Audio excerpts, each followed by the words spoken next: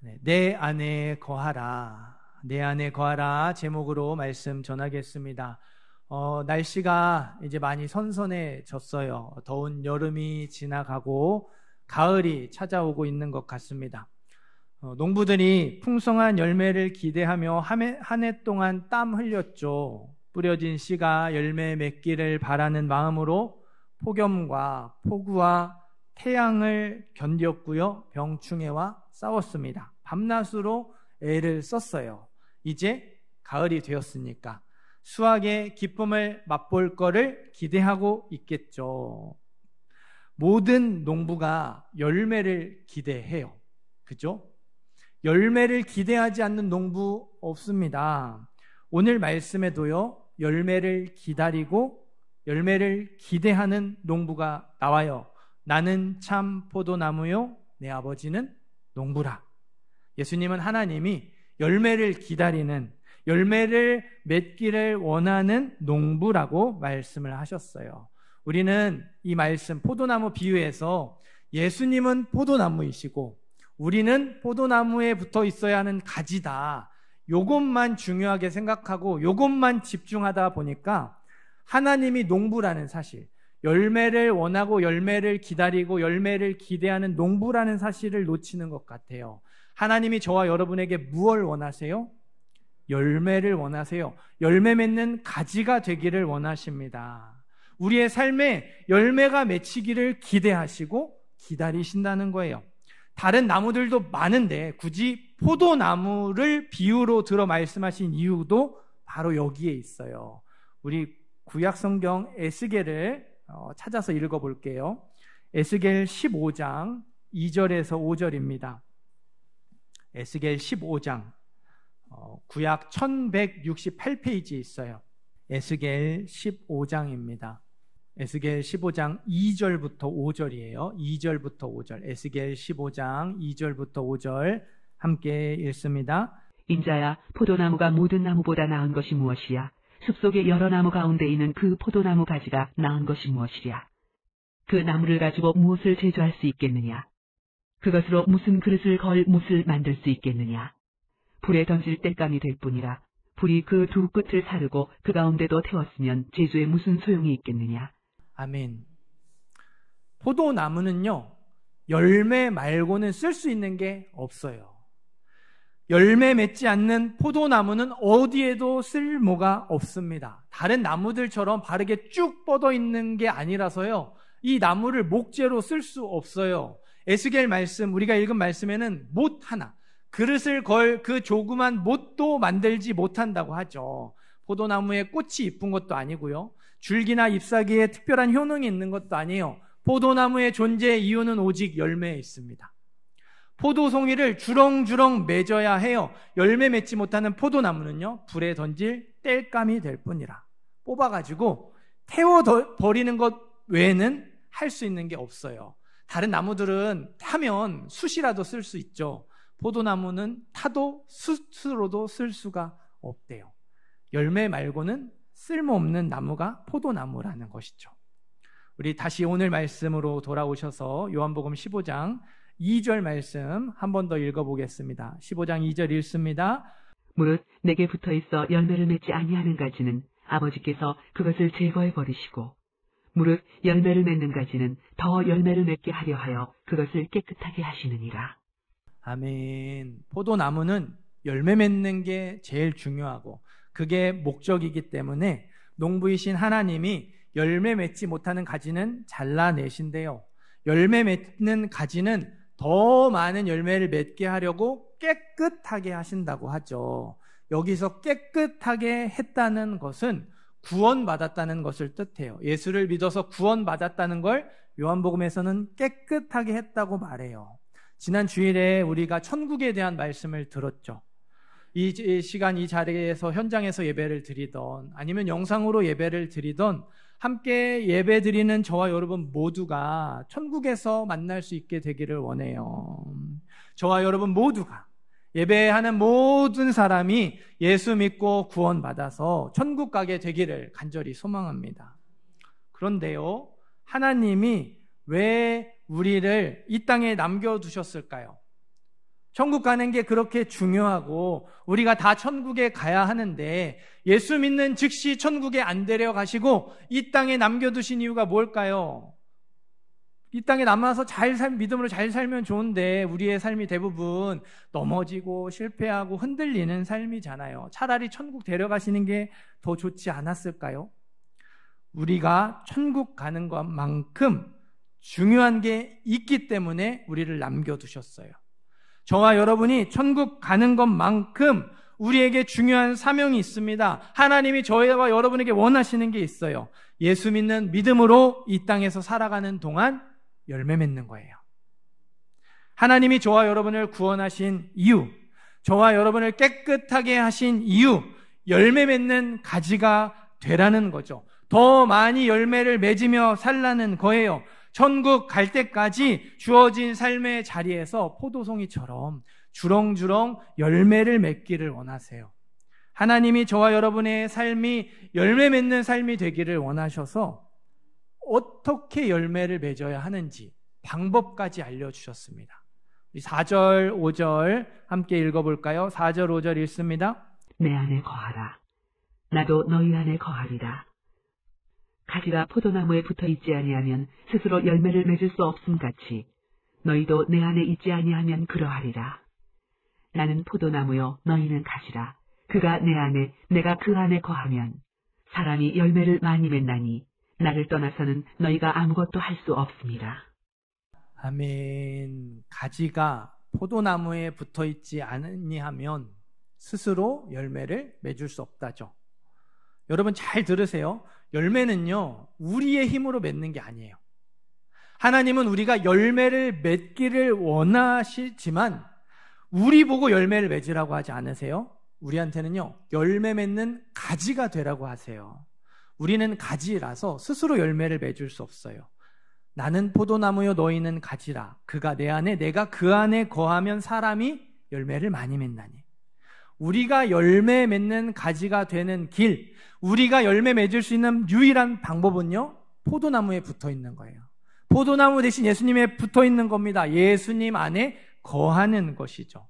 저와 여러분이요, 예수님 안에 있지 않고 예수님 밖에 있으면 열매를 맺고 싶어도 맺을 수 없어요. 예수님 밖에서 열매 맺으려고 백날 노력해봤자 그때뿐이죠. 다시 원점으로 돌아오는 거예요. 다시 말씀드리지만 우리의 힘으로 열매를 맺을 수 없어요. 우리는 포도나무가 아니거든요. 포도나무에 붙어 있어야 하는 가지입니다. 가지예요. 그래서 예수님이 내 안에 거하라. 나도 너희 안에 거하리라. 내가 너희들 안에 항상 함께 있을 테니까, 내가 너희 안에 거할 테니까 너희도 내 안에 거하라. 너희도 내 안에 있어야 한다고 말씀을 하셨어요. 내 안에 거하는 것이 한 번으로 끝나지 않고 계속해서 이어져야 한다고, 계속해서 내 안에 거해야 한다고 말씀하셨어요. 포도나무의 가지 어떻습니까? 항상 붙어 있어요.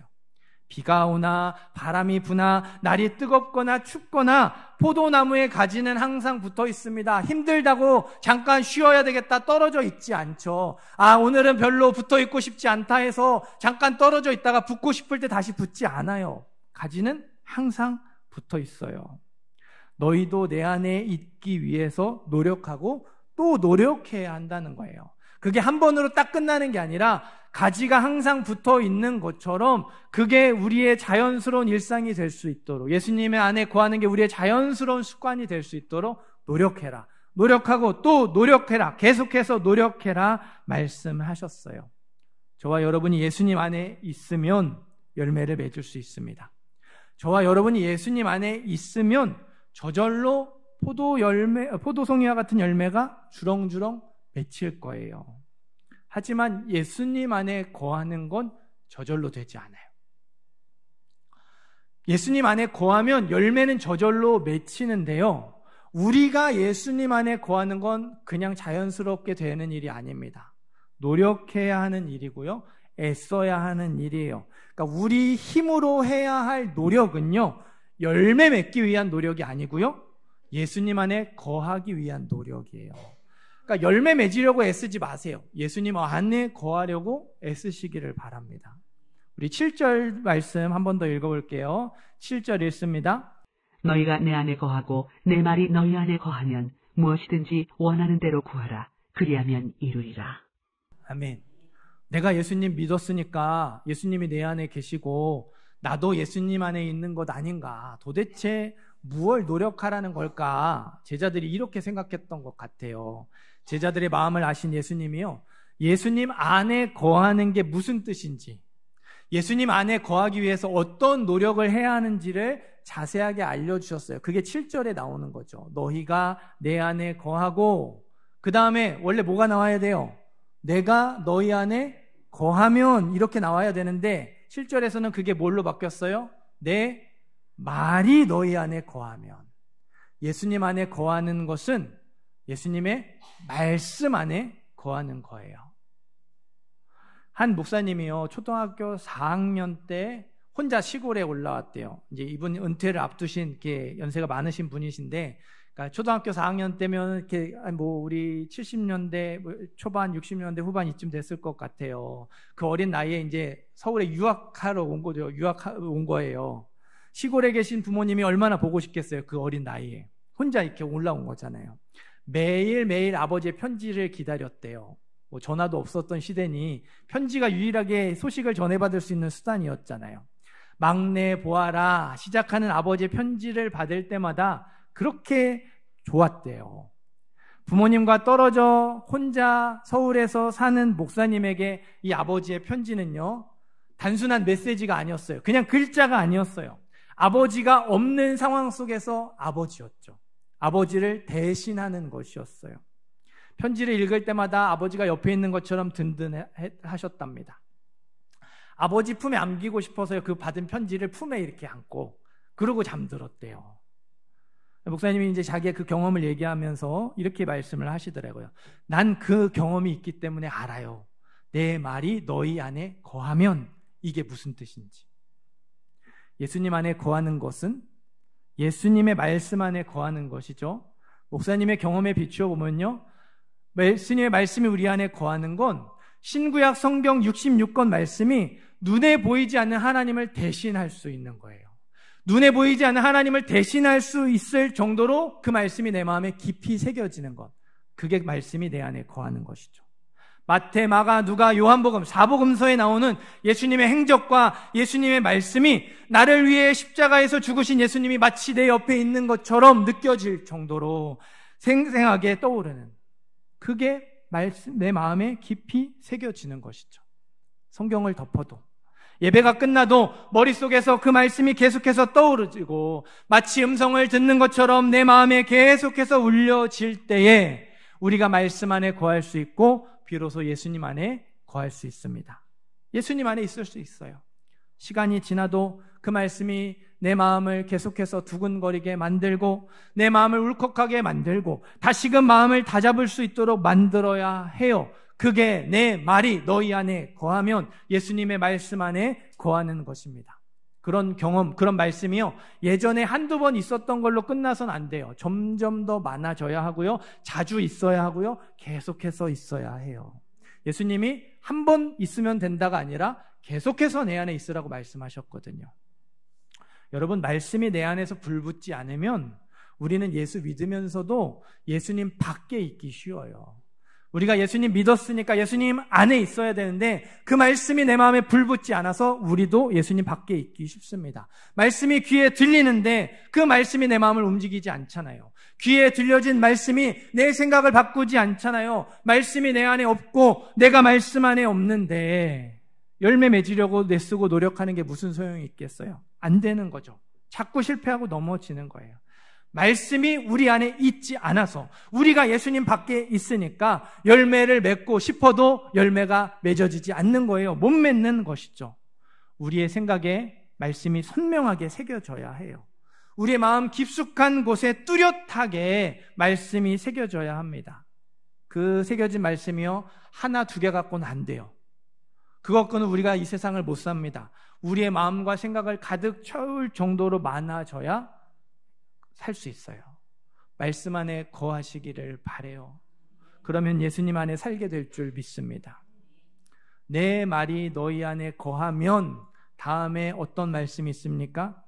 무엇이든지 원하는 대로 구하라. 그리하면 이루리라. 기도 응답의 약속이 있죠.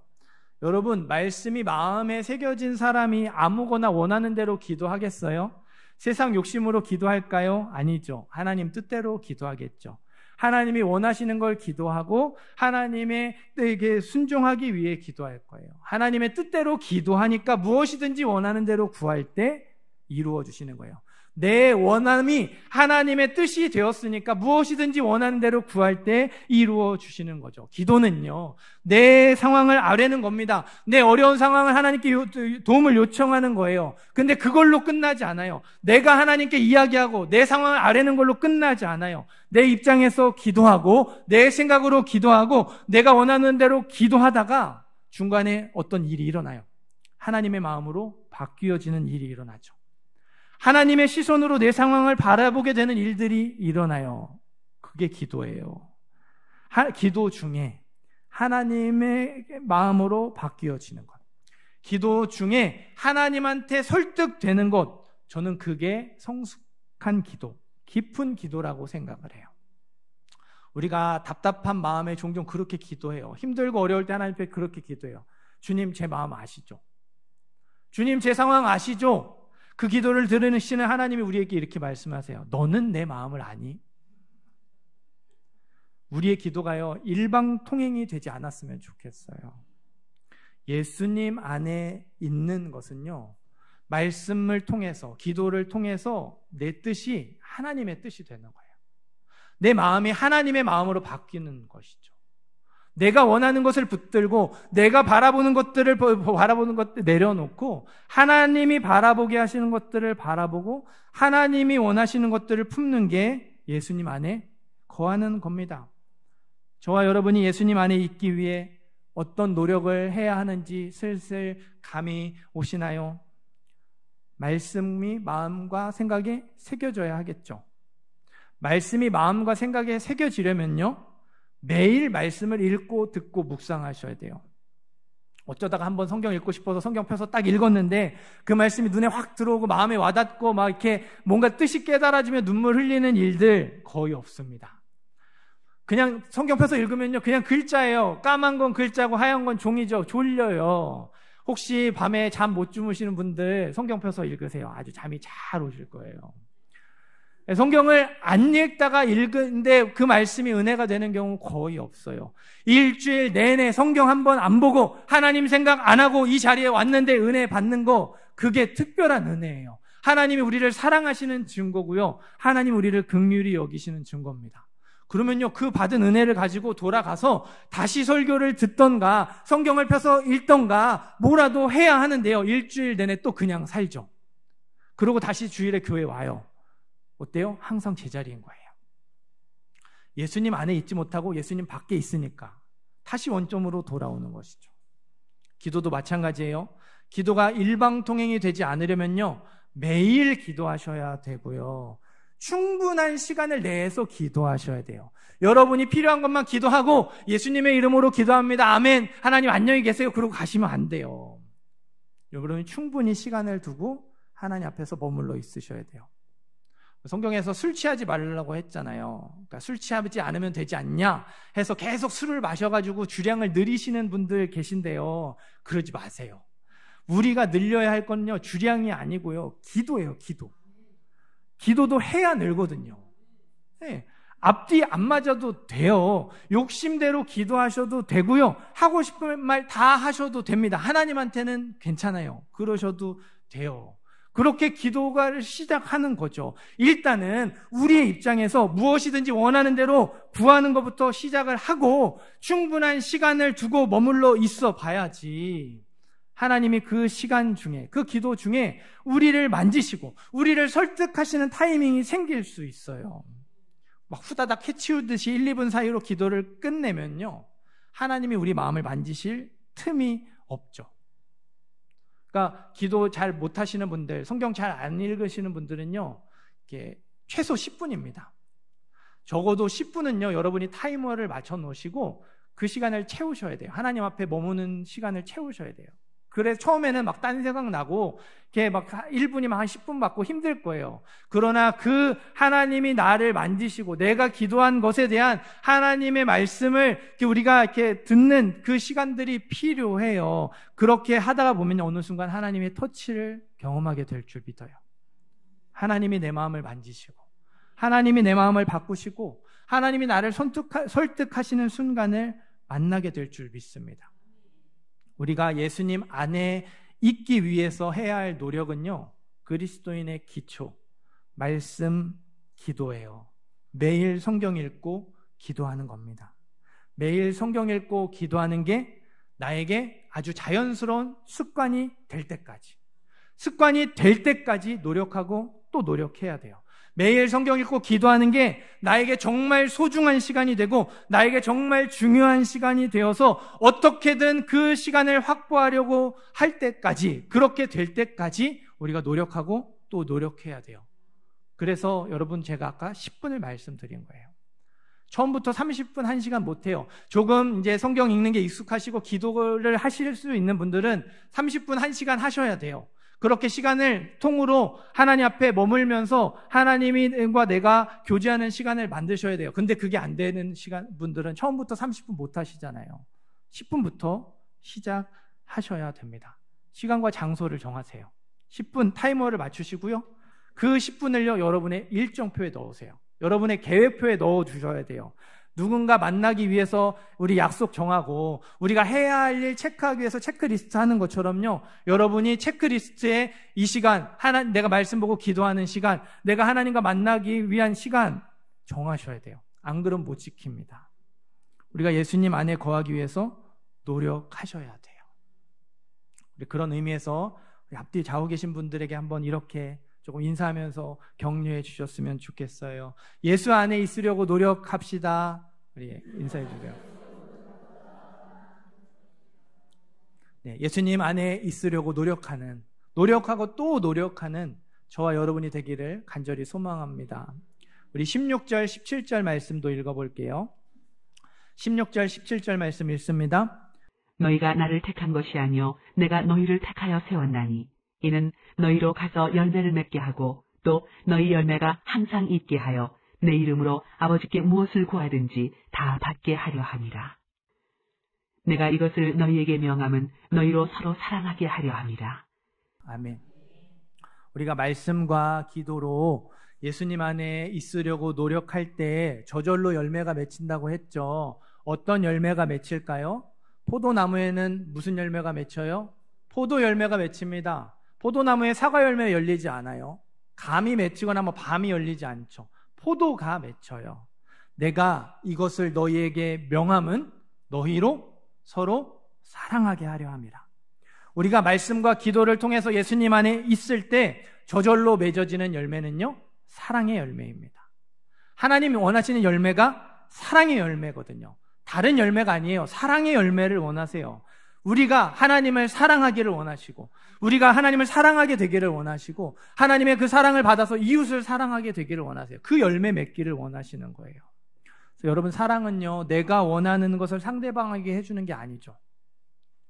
그건 이기적인 사랑이에요. 내가 원하는 것을 상대방에게 해주고 나 혼자 기뻐하는 거는 그건 온전한 사랑이 아니에요. 진정한 사랑은 내가 사랑하는 그 사람이 원하는 걸 해주는 거죠. 그게 내 마음에 들지 않고 나에게 불편한 것이 된다 할지라도 그가 기뻐하는 모습을 보고 싶어서 그 사람을 사랑하기 때문에 그가 원하는 것을 해주면서 함께 기뻐하는 것, 그게 진짜 사랑이잖아요.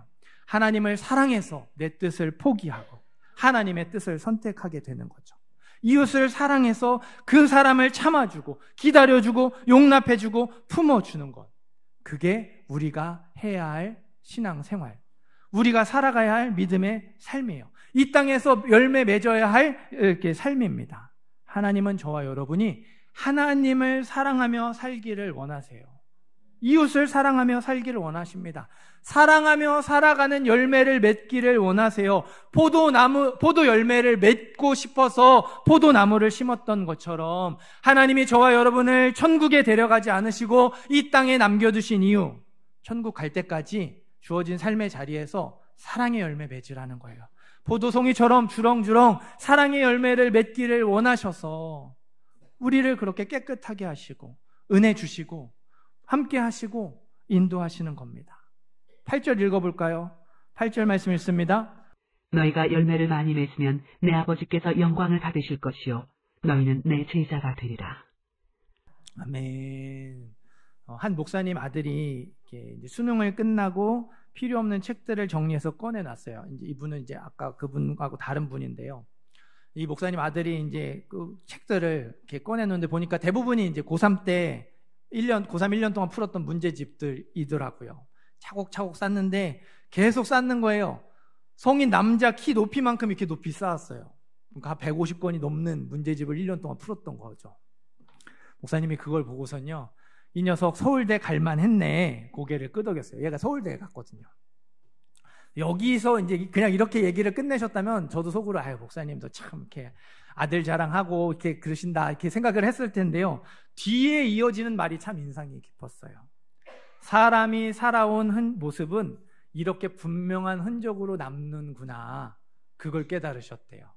그러니까 내 아들이 서울대 간 걸 자랑하고 싶은 게 아니라 이 아이가 성실하게 공부했던 흔적이 그 책 문제집들로 남았다라는 거예요. 사람이 살아온 흔적이 이렇게 분명한 흔적으로 남는구나. 그 얘기를 하시더라고요.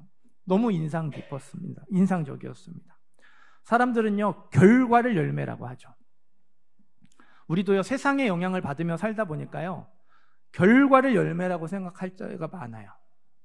과정이 아무리 좋아도 그 속에서 최선을 다해 노력을 해도요, 결과가 없으면 좋은 평가 받지 못하죠. 아까 그 목사님 아들 서울대 안 갔으면 그렇게 노력한 거 왜 우리는 아무도 인정 안 해줄 거예요. 그렇게 공부했는데 왜 서울대 못 갔냐, 왜 좋은 대학 못 갔냐, 그렇게 하겠죠. 그게 세상의 방식이고 세상의 가치관인 거예요. 얼마나 많이 가졌는가, 얼마나 대단한 것을 이루었는가, 얼마나 높은 자리에 올라갔는가, 결과가 중요하죠. 그 결과가 나오지 않으면, 원하는 결과가 나오지 않으면 낙심하고 좌절하죠. 그러나 여러분, 그렇게 우리가 원하는 결과, 예수 믿어서 성공하고 부자가 되었다고 하나님 영광 받으실까요? 8절에 너희가 열매를 많이 맺으면 내 아버지께서 영광을 받으신다고 하죠. 우리가 생각하는 그 결과, 그런 결과를 많이 나타내면 하나님이 그걸로 영광을 받으실까요? 아니에요. 성공하고 부자 돼서 하나님 욕먹이는 사람 얼마나 많아요. 성공하고 부자 돼서 교회 욕먹이는 사람 얼마나 많아요. 우리가 많이 보잖아요. 하나님이 원하시는 열매는요, 사랑의 열매입니다. 우리가 주어진 자리에서요, 사랑하며 살 때 그 흔적 자체로 하나님이 영광을 받으시는 거예요. 세상은 얼마나 많이 가졌는가, 얼마나 대단한 걸 이루었는가, 얼마나 높은 자리에 올라갔는가, 결과를 보고 우리를 평가하는데요. 하나님은요, 과정을 보세요. 그 많은 걸 어떻게 사용했는가, 그 대단한 걸 어떻게 이루었는가, 그 높은 자리에 어떻게 올라갔는가, 과정을 보세요. 흔적을 보십니다. 부와 성공과 명예를 얻는 과정에서 사랑하며 살았던 흔적이 있는지를 보시죠. 사랑하며 살았던 흔적이 있으면 부와 성공과 명예가 하나님의 영광이 될 수 있어요. 그러나 거기에 사랑하며 살았던 흔적이 없으면 부와 성공과 명예가 하나님의 영광이 되지 못하죠. 하나님 욕먹이고 교회 욕먹이는 일이 되는 거예요. 우리가 항상 좋은 결과 얻을 수 없습니다. 우리가 원하는 결과를 얻지 못할 그때에도요, 하나님은 그 과정에서 남겨진 흔적을 보시면서 우리를 평가하신다는 거예요. 그 흔적들을 통해서 영광 받으신다는 거죠. 사랑하며 살았던 흔적이 있으면 결과가 좋지 못해도 하나님의 영광이 될 수 있어요. 누군가를 진실로 사랑하기 위해서 기도했던 흔적이 있고, 누군가를 사랑하기 위해서 희생하고 몸부림쳤던 흔적이 있으면 그 모습 그대로 하나님 나라에 고스란히 남게 될 줄 믿어요. 왜 우리가 예수님 안에 있어야 하는지 아시겠어요? 이건 우리 힘으로 안 되거든요. 우리 안에는요, 사랑할 수 있는 힘이 없어요. 하나님을 사랑할 수 있는 힘도 없고, 우리의 가족, 우리의 이웃을 사랑할 수 있는 힘도 없습니다. 부자 되는 것, 성공하는 것, 우리가 생각하는 그 세상의 열매들은요, 노력하면 돼요. 우리 힘으로 돼요. 그게 잘 안 되고 어렵지만 어쨌든 불가능한 건 아니에요. 노력하고 애쓰다 보면 결국 우리 손에 주어질 수 있어요. 그러나 사랑의 열매는요, 안 돼요. 예수님 안에 있어야 해요. 예수님 안에 있어야 사랑할 수 있습니다. 우리가 예수님 밖에 있으면요, 사랑하고 싶어도 사랑할 수 없죠. 예수님 안에 거해야지. 말씀과 기도를 통해서 내 마음이 끊임없이 바뀌고 새로워져야지 사랑할 수 있는 힘이 생겨나고, 사랑할 수 있는 마음이 생겨나고, 우리의 사랑의 폭이, 사랑의 깊이가, 사랑의 넓이가 점점 더 깊어지고 넓어지고 온전해지는 거예요. 사랑하는 성도 여러분, 예수 안에 있으려고 노력하시면서 사랑의 열매를 맺으시기를 바라요. 이전보다 하나님을 더 사랑하게 되는 저와 여러분이 되었으면 좋겠고요. 지금보다 더 이웃을 사랑하게 되는 저와 여러분이 되었으면 좋겠어요. 우리가 말씀과 기도로 예수님 안에 거해서 저와 여러분의 삶에 마음을 다하고 뜻을 다하고 힘을 다해 하나님을 사랑하는 흔적들이 남겨지기를 원합니다. 이웃을 사랑하기 위해 애쓰고 수고하며 눈물 흘리는 흔적들이 남게 되기를 원해요. 우리가 서로 사랑하며 살 때 그 모습을 통해 하나님이 영광 받으세요. 부자가 되어서만 영광 받으시는 것이 아니라, 남들 보기에 대단한 일을 이루어서만 영광 받으시는 것이 아니라, 그 주어진 자리에서 사랑하며 살 때 그 모습으로 하나님이 영광 받으십니다. 사랑의 열매가 맺어집니다. 하나님의 영광이 되는 모든 성도님들 되시기를 주님의 이름으로 축원합니다.